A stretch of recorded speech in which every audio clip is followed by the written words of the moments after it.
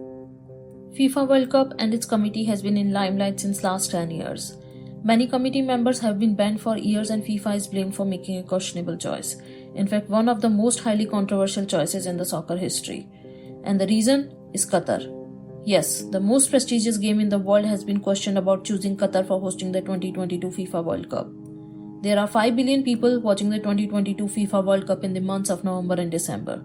But since the selection of Qatar as a host in 2010, FIFA has been accused of selecting Qatar for completely different reasons like corruption and the violation of human rights. In this video, we'll find out many dark secrets surrounding the Qatar World Cup. So, stick around. From FIFA, rampant and deep-rooted corruption. Corruption and Widespread corruption in the racketeering and money laundering. How did FIFA go from organizing one of the most beloved sporting events in the world to corrupting it?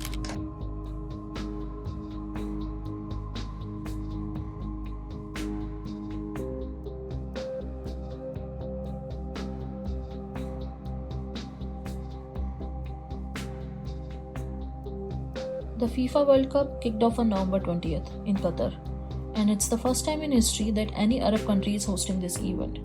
Qatar is a country located on the west coast of the Persian Gulf. It's a home to 2.6 million people, 90% of whom are foreign workers and only 10% are Qatar citizens. To understand the story, let's go back a few years. In December 2010, FIFA selected Russia to host the 2018 World Cup and Qatar to host the 22nd World Cup. The winner to organize the 2022 FIFA World Cup is Qatar.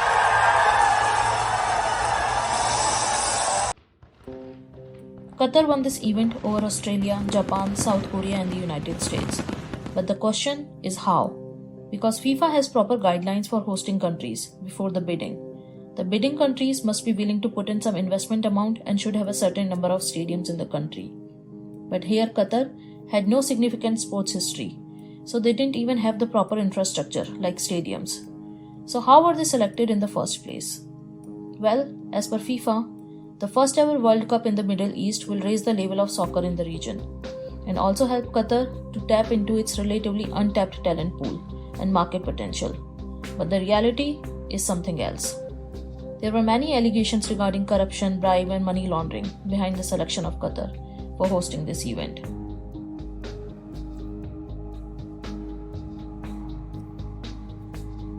Now, when Qatar got selected for hosting the 2022 FIFA World Cup, the next question is that even after the selection, how will Qatar host an event at such a large scale without having proper infrastructure in their own country?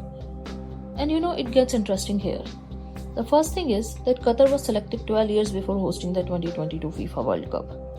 Usually, FIFA announces the host 7 to 8 years before the event, just like they announced the 2018 World Cup hosted by Russia in 2010 only. But Qatar's selection was also announced in 2010. So here, Qatar got more than a decade to prepare. Now the second part is where the money comes. Qatar is a high-income country with the world's third largest natural gas and oil reserves.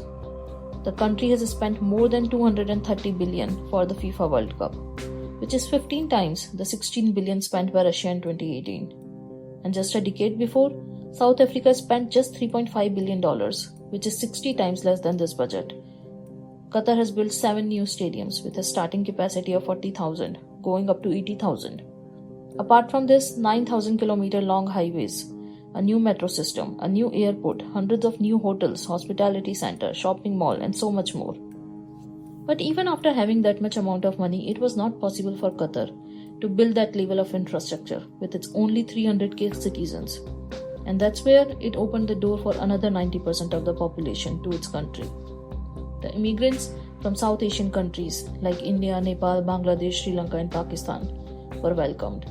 And this is where Qatar has been criticized while hosting the World Cup with the violation of the human rights of the workers. The migrants from these countries come to Qatar in search of better opportunities and wages. To come to Qatar, first these workers pay the recruiting agencies in their home countries from $500 to $4,000, with a promise from these agencies to get a job with good wages and better lifestyle. Then these workers come to Qatar with an even bigger cost, their own lives. As soon as they come to Qatar, recruiting agencies take their passports. They are not allowed to change jobs without the permission of their employer, and many times do not even get paid on time. In March 2016, Amnesty International accused Qatar of using forced labor, forcing the employees to live in poor conditions and withholding their wages and passports. Around 8 to 10 people are forced to live in a one-bedroom apartment without any proper services. When employees complain about the harsh working conditions, the employers threaten them, hold their pay, and even deport them. Another concern for the workers is the Qatar's intense heat. The temperatures go to 50 degrees Celsius for a few months in a year, and workers have to work non-stop in the heat for up to 12 hours. All of this is a part of kafala, which means sponsorship system. According to this system, there is a contract between a local sponsor and workers. The local sponsor is responsible for the travel and providing housing facilities in Qatar. The Qatar companies pay to the local sponsor, and then these sponsors pay to the workers. With this system, the sponsor company rules everything from workers' passport, wages, leaves, and workers cannot even change jobs.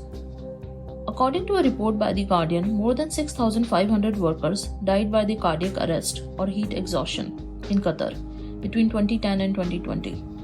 And this was by late 2020 only. And the World Cup is not done yet. There are many workers still working during the World Cup. Also, according to the law in Qatar, if any worker is dying after working hours, it's considered as natural death. And in these cases, sponsor companies and insurance play no role, and not even provide any financial help to the worker's family. After so much of media attention and pressure, Qatar government has finally abolished the kafala system and introduced minimum wage requirements and other reforms to protect the rights of the workers. But at this moment, these laws are only implemented, not enforced.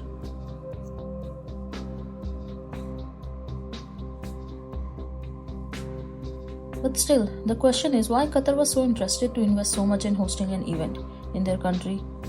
Well, many think that it's money. But let's see the numbers first. The revenue generated in the 2018 World Cup in Russia was around $5.36 billion. If we check the profit, after deducting the expenses, the profit was around $3.5 billion. Now, the projected profit of the 2022 World Cup is also in the range of $3 billion, which is way less than what Qatar has already spent. Then why Qatar is so interested in the FIFA World Cup? Well, we can see here clearly, it's something else. In fact, there are two main reasons why Qatar is investing in the World Cup. The first reason is its strategy to sports wash the world. So let's understand this term first. Sports washing is when organizations, groups, or governments use sports as a propaganda to improve their reputation on the world stage. Many nations like Russia, China, Saudi Arabia, Germany have used this strategy and hosted many events like Olympics, Grand Prix, and many other tournaments in their countries. Qatar also wanted to improve its global reputation and hide issues like human rights violation and anti-democratic practices. Another reason is Qatar wants to open the door for tourism, copying UAE and Saudi Arabia. And that's why Qatar invested in improving the infrastructure and invested a lot in hotels, indoor parks, trains, metros, and highways. But now the question is it legal to play such games and cover everything? Well, not really. In fact, Qatar and FIFA both have been accused many times in the last few years. After announcement of the 2022 FIFA World Cup and giving the organizing rights to Qatar, FIFA announced that the event will not take place in the June-July timeframe due to extreme hot temperatures in Qatar. And then they changed the schedule to host the tournament in November and December. And now, it's interfering with the regular season schedule of some of the domestic leagues around the world. FIFA executive members also said that awarding the 2022 World Cup to Qatar was a blatant mistake. There were many allegations regarding corruption and money laundering behind the selection of Qatar for hosting this event. Still, after all these issues, Qatar is hosting this event, and the world is taking the same interest in it. Though, before the event there were many concerns from sponsors, players, and visitors due to some of the rules by the Qatar government. The first concern is homosexuality, which is illegal in Qatar, and offenders can face tough fines and imprisonment. Because of FIFA's inclusivity policies, Qatar has allowed rainbow flags and assured that LGBT couples won't face any issues during the event. Another concern is alcohol consumption. Alcohol consumption in public is not permitted in Qatar, though initially they allowed alcohol during the event in stadiums.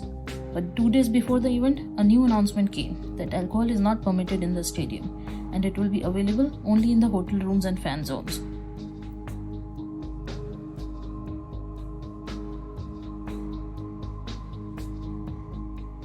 I hope by now you're getting the sense why the world is not happy, and now FIFA itself is not happy for hosting the event in Qatar. But now comes the most interesting question. Is all the hype and money spent on the event worth it? Well, the answer is, it depends. It's definitely not worth it for the migrant workers and the families of those who died while working to build infrastructure for this World Cup. The world will be witnessing the winner on December 18th, appreciating the players, and the stadium will be full of claps, fireworks, music and whistles. But no one will remember the 6,500 workers who have lost their lives while building these stadiums. For Qatar, definitely all the investment is worthwhile as they have big plans. But only the future will tell if Qatar is able to walk in the footsteps of UAE or if the infrastructure built for the event will be left idle. Finally, for all of you who have been with us till this point, do you think that FIFA stands true with its slogan, for the game, for the world? Or this World Cup is an insult to all the soccer lovers? Let us know in the comments below. If you are interested to know more on the businesses around the world in tech innovations, please check our website. The link is in the description. If you have enjoyed this video, please do like it. If you are new here, please subscribe to the channel and help us grow. We are trying to bring more amazing stories to you. If you are subscribing to the channel, please comment, I subscribed, and I'll reply to all of you. And with that said, I shall catch you in the next one. Thank you and have a nice day.